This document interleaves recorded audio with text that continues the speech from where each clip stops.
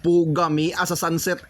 Tara adto ta ang Carlos Yulo. Pag-abot nako diri sa Rizal Memorial Sports Complex, gitagaan ko nila og free merienda. Nisulod na dayon ko diretso sa arena. Puga pagsulod nako lami sa feeling.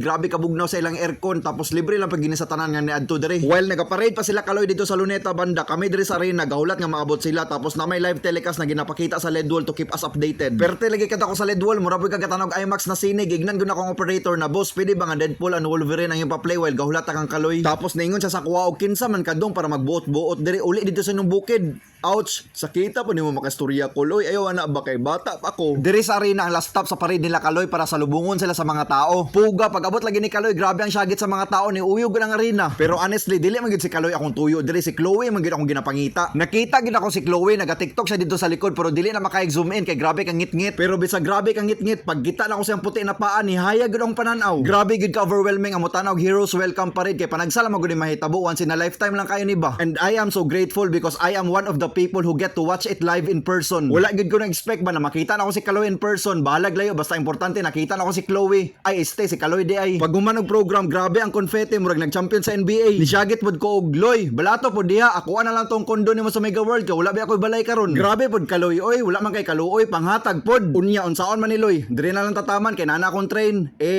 Let's go.